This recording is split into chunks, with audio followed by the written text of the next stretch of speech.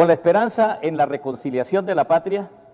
saludamos a los organizadores y asistentes de la audiencia pública en la Cámara de Representantes sobre reforma política y garantías de participación política para la construcción de la paz en Colombia. Por el carácter restringido que durante décadas ha tenido la democracia en nuestro país, cruzándose en su desenvolvimiento el horror de la guerra sucia y el terrorismo de Estado, la participación política es uno de los temas principales de la agenda de La Habana. De su discusión surgió en noviembre de 2013 el segundo acuerdo que denominamos Participación Política, Apertura Democrática para Construir la Paz. Por la complejidad que reviste esta problemática que hace parte del conflicto armado de más de medio siglo, 14 asuntos fundamentales quedaron como salvedades, por lo cual el acuerdo es parcial. Sin embargo, el acuerdo contempla medidas efectivas para la transformación del régimen político, como las garantías de seguridad para el ejercicio de la política y la participación social, las reformas para la promoción y protección al pluralismo político, la misión especial para la reforma electoral o las circunscripciones territoriales de paz. Todas estas medidas democratizadoras requieren de una pronta reglamentación e implementación que solo puede hacerse con la más amplia participación de todos los sectores políticos, especialmente de aquellos que hemos estado sistemáticamente excluidos. Los acuerdos de La Habana no pueden correr la misma suerte de la Constitución de 1991, donde los ímpetus progresistas del constituyente primario y el principio universal del Pacta Sunt Servanda fueron prontamente burlados por una legislación restrictiva elaborada a la medida de un parlamento que mayoritariamente ha estado a espaldas a la apertura democrática. Recordamos que en este mismo recinto, hace 23 años, el entonces congresista Manuel Cepeda Vargas presentó un proyecto para hacer realidad el Estatuto de la Oposición ordenado por la Carta del 91, pero su empeño fue rechazado por las mayorías parlamentarias. Poco después, el senador de la oposición fue vilmente asesinado por el régimen de intolerancia que aún impera. Casi un cuarto de siglo después, y tras 11 proyectos legislativos archivados, sigue sin cumplirse la disposición constitucional cuya concreción, hoy más que nunca, es un requisito urgente para la construcción de la verdadera democracia y la inclusión política. Por ello, el acuerdo de participación política forjado en La Habana ha convocado a todos los partidos y movimientos políticos a construir conjuntamente una propuesta de estatuto reglamentario que otorgue plenas garantías para que las fuerzas políticas y sociales puedan oponerse democráticamente a los gobiernos a nivel nacional y local, participen en equidad de condiciones en política y les posibilite proyectarse como alternativa de poder. Inevitablemente, las diferentes propuestas que desde diversos espacios vienen construyéndose al respecto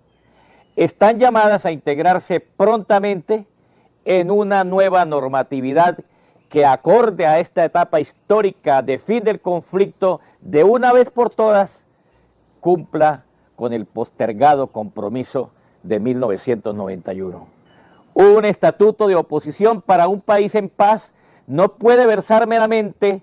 sobre las reglas formales para procedimientos parlamentarios. Debe reconocer al conjunto de expresiones sociales y políticas que desarrollen oposición, garantizar el acceso al espectro electromagnético propiedad de la nación y ofrecer espacios reales de participación dentro del conjunto de los órganos del Estado. Todo ello partiendo, obviamente, de asegurar el más elemental de los derechos para los opositores, la vida y la integridad personal, con un sólido y efectivo sistema de seguridad, ya que solo en 2015, fueron 682 los opositores agredidos. No se trata de dádivas misericordiosas. La oposición requiere de las simetrías de poder propias de un auténtico régimen democrático, donde los pesos y los contrapesos no derivan solo de la estructura del Estado, sino del conocimiento de las fuerzas que éste debe representar. La esencia misma de una reglamentación de la oposición no es eternizar a quienes la ejercen en este bando, sino brindar elementos de incidencia y de perfilamiento para un futuro ejercicio de gobierno, abriendo las posibilidades de alternancia en el poder como parte del juego democrático. Instancias como la Junta Directiva del Banco de la República, la Comisión Asesora de Relaciones Exteriores, el COMPES, el CONFIS y el Consejo Nacional Electoral deben contar con la participación de la oposición si en verdad se aspira algún día a desarrollar políticas de Estado y no instituciones de bolsillo de los gobiernos de turno o inestables al vaivén de las coyunturas políticas. De igual forma, nada fortalecería más a la democracia colombiana y a la transparencia que consagrar en este mismo estatuto que el Contralor, una auténtica reforma política que democratice y cohesione a los mismos partidos, garantice la plena financiación estatal a estos y elimine la política prepago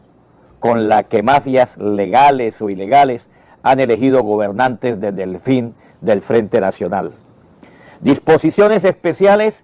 deben contemplarse para la participación de las minorías políticas o expresiones políticas regionales como parte del crisol de voces necesarias en un régimen democrático, así como políticas para la participación protagónica de la mujer, la juventud, los pueblos indígenas y afrodescendientes, particularmente marginados dentro de la política tradicional. Reformar la política significa inevitablemente renovar a quienes hacen política.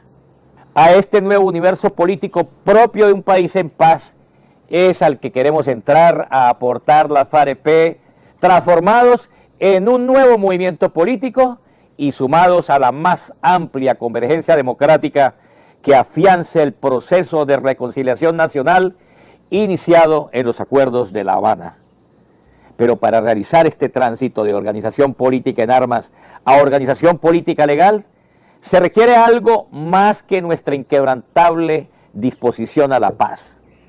Además de las obvias garantías de seguridad para nuestro ejercicio político, si de lo que se trata es de cambiar nuestros instrumentos de lucha, de balas por votos,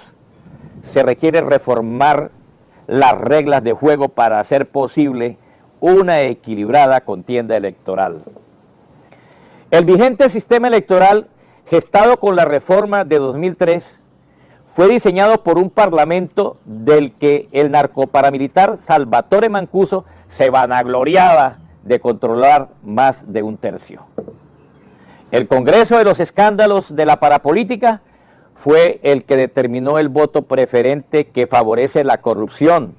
el excluyente umbral y otras normas hechas a la medida para que las mafias coparan el Parlamento, mantengan ventajosos beneficios y se cercenen las alternativas políticas. Para la paz y para la participación electoral,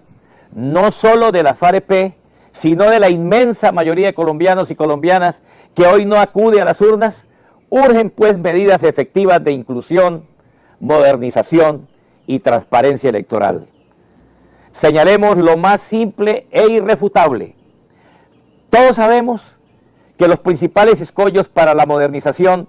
de las técnicas electorales y la implementación del voto electrónico ya aprobado hace 5 años son los emporios clientelares que han cabalgado históricamente sobre el fraude y los ingentes intereses económicos de los consorcios que se han lucrado con la contratación privada de los comicios y la adulteración de los resultados electorales. Hemos propuesto al país una profunda reforma que incorpore la creación de un poder electoral como rama del poder público independiente, realice un proceso efectivo de identificación de la ciudadanía en medio de la mayoría de todos los sectores políticos nacionales y la verificación internacional, repiense el ordenamiento electoral, le abra camino a una Cámara Territorial otorgándole otro sentido a la representación de las comunidades de toda Colombia al tiempo que se desarrollen todos los procedimientos propios del siglo XXI para otorgarle pulcritud y transparencia a los comicios. Sabemos que quienes se han beneficiado del viciado sistema electoral que ha imperado durante el conflicto difícilmente harán la reforma política que requiere la paz. Pero con la misma esperanza con la que construimos acuerdos entre quienes hemos combatido en la guerra, estamos seguros que la firma del acuerdo final activará una gran ola de transformaciones que con el concurso del poder constituyente del pueblo soberano podrá contribuir a forjar un nuevo sistema político incluyente y democrático para la reconciliación nacional que nos permita por fin llegar a dignificar el ejercicio de la política en nuestra patria. Muchas gracias, señoras y señores.